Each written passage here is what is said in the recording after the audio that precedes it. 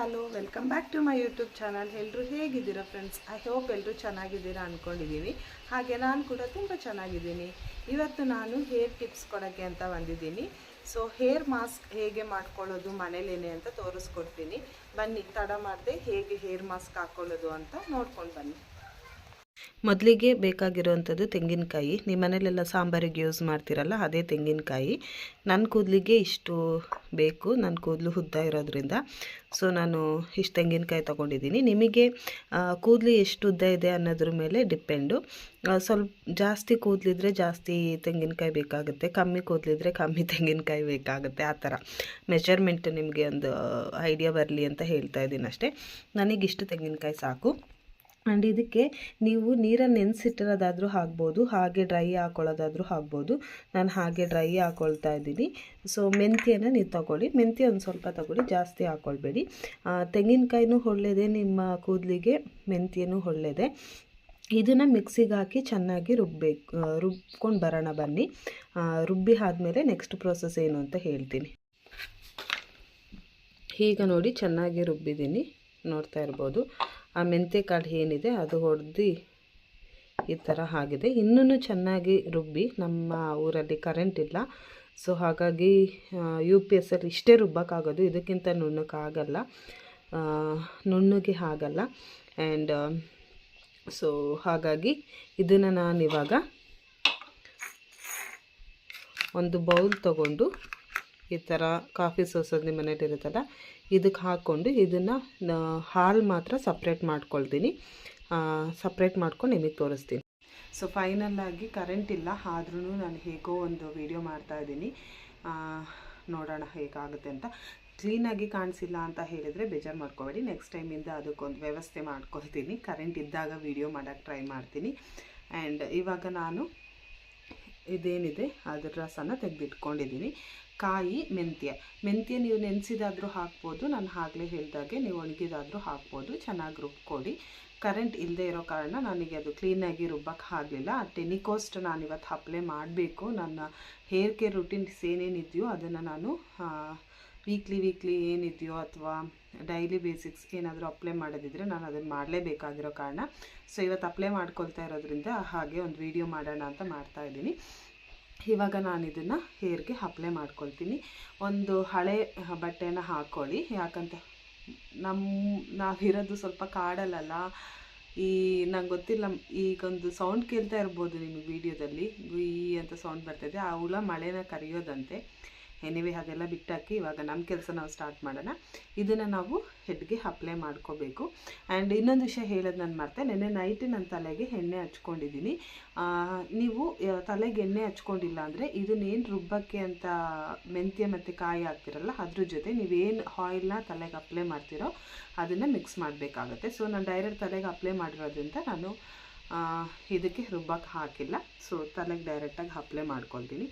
ಮೊದಲಿಗೆ ನಾನು ಯಾವಾಗಲೂ ಹೇಳೋದು, ಈ ಥರ ತಗೊಂಡು ಈ ತಲೆ ಬುಡ ರೂಟ್ಸ್ ಏನಿದೆ ಆ ರೂಟ್ಸಿಗೆ ಅಪ್ಲೈ ಮಾಡ್ಕೋಬೇಕು.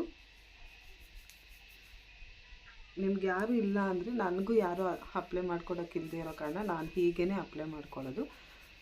ಸೊ ನೋಡಿ, ಅಲ್ಲಲ್ಲೇ ಇದೆಲ್ಲ ಇದಾಗ್ತಾ ಇದೆಯಲ್ಲ, ಅದಕ್ಕೆ ಹೇಳಿದ್ದು ಒಂದು ಹಳೆ ಬಟ್ಟೆ ಯೂಸ್ ಮಾಡಿದರೆ ಒಳ್ಳೆಯದು ಅಂತ ಹೇಳಿ. ನಿಮಗೆ ಸ್ಕಾಲ್ಪಿಗೆ ಹೋಗಬೇಕು, ಅದು ನಿಮಗೆ ಫೀಲ್ ಆಗುತ್ತೆ ಆಯಿತಾ, ತಣ್ಣಗಾದಂಗೆ ಆಗುತ್ತೆ ಇದು ತಲೆ ಬುರುಡೆಗೆ ಹಿಂಗೆ ಹೋದಾಗ. ಸೊ ಒಂಚೂರು ಹಿಂಗೆ ಮಸಾಜ್ ಮಾಡ್ಕೊಂಬಿಡಿ.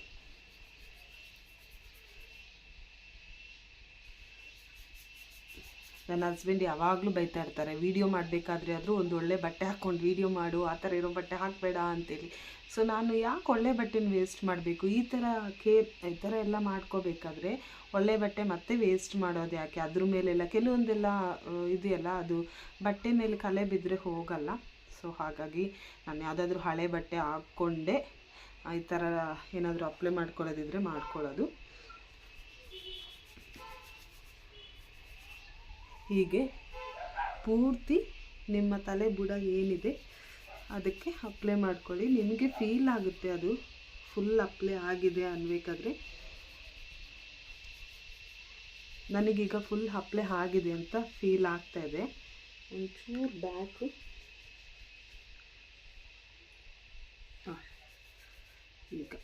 ಈಗ ನನಗೆ ಫುಲ್ಲು ತಲೆಗಾಗಿದೆ ಅಂತ ಫೀಲ್ ಆಗ್ತಾಯಿದೆ. ಒಂಚೂರು ಹಾಗೆ 1-2 ನಿಮಿಷ ಹಿಂಗೆ ಮಸಾಜ್ ಮಾಡ್ಕೊಂಬಿಡಿ. ನೀವು ನೋಡ್ತಾ ಇರ್ಬೋದು ತುಂಬ ಡಿಸ್ಟರ್ಬೆನ್ಸ್ ಇದೆ. ಶಾಲೆಗೆ ಮಕ್ಕಳಿಗೆ ಏನಾದ್ರು ರಜೆ ಕೊಟ್ಟರೆ ಅಥವಾ ಮಕ್ಕಳೇನಾದ್ರು ರಜೆ ಹಾಕಿದರೆ ಇಲ್ಲಿ ಸುತ್ತಮುತ್ತ ಫುಲ್ಲು ಮಕ್ಕಳದೇ ಆಗೋಗ್ಬಿಟ್ಟಿರುತ್ತೆ. ನಾನು ನಿಮ್ಮ ಹತ್ರ ಮಾತಾಡ್ತಿರ್ಬೇಕಾದ್ರೆ ನಿಮಗೆ ಕೇಳಿಸ್ತಾ ಇರ್ಬೋದು ಎಷ್ಟೊಂದು ಡಿಸ್ಟರ್ಬೆನ್ಸ್ ಇದೆ ಅಂತೇಳಿ. ಸೊ ಇವಾಗ ಈ ಕೂದಲಿಗೆ ಅಪ್ಲೈ ಮಾಡ್ಕೊಳ್ಳಿ. ಈ ಥರ ಅಪ್ಲೈ ಮಾಡ್ಕೊಳ್ಳಿ. ಫುಲ್ಲು ಕೂದಲಿಗೆಲ್ಲ ಕ್ಲೀನಾಗಿ ಅಪ್ಲೈ ಮಾಡ್ಕೊಳ್ಳಿ.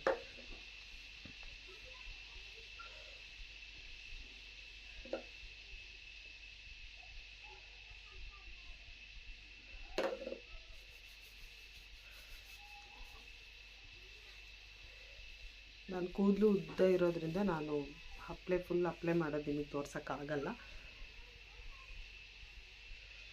ನೋಡಿ ಎಲ್ಲ ಕಡೆ ಅಪ್ಲೈ ಮಾಡ್ಕೊಂಡಿದ್ದೀನಿ. ನೋಡಿ ಎಲ್ಲ ಕಡೆ ಕ್ಲೀನಾಗಿ ಅಪ್ಲೈ ಮಾಡಿಕೊಂಡು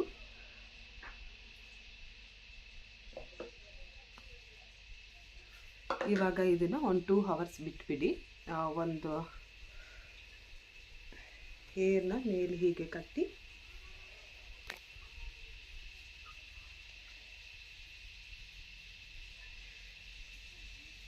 ಸೊ ಈಗ ಒಂದು 2 ಅವರ್ಸ್ ಬಿಟ್ಬಿಡಿ. 2 ಅವರ್ಸ್ ಬಿಟ್ಟು ಹೇರ್ ವಾಶ್ ಮಾಡಬೇಕು.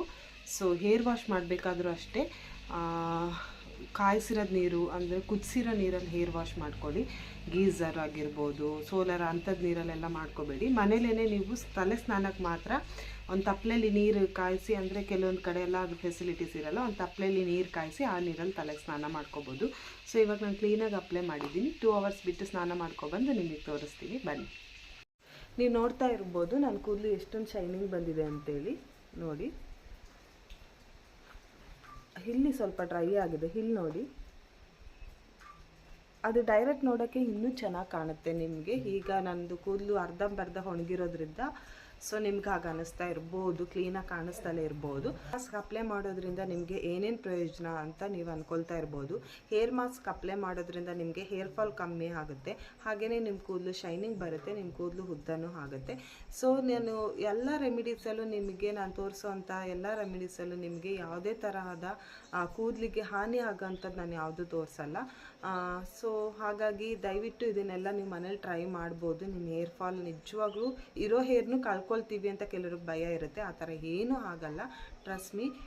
ತೆಂಗಿನಕಾಯಿ ಆಗಿರ್ಬೋದು, ಮೆಂತ್ಯ ಆಗಿರ್ಬೋದು, ಈ ಎರಡು ನಿಮ್ಮ ಕೂದಲಿಗೆ ಹಾನಿ ಮಾಡಲ್ಲ, ಬದಲಿಗೆ ನಿಮ್ಮ ಕೂದಲಿಗೆ ಅದು ಹೆಲ್ಪ್ ಆಗುತ್ತೆ. ಯಾವ ರೀತಿ ಹೆಲ್ಪ್ ಆಗುತ್ತೆ ಅಂದರೆ, ನಾವು ತೆಂಗಿನ ಎಣ್ಣೆ ಹೆಚ್ಚಲ್ವಾ, ಸೊ ಹಾಗಾಗಿ ತೆಂಗಿನಕಾಯಿ ನಿಮಗೆ ಯಾವುದೇ ರೀತಿ ಹಾನಿ ಮಾಡಲ್ಲ. ಹಾಗೆ ಮೆಂತ್ಯ ಕೂಡ ದೇಹಕ್ಕೆ ತಂಪು.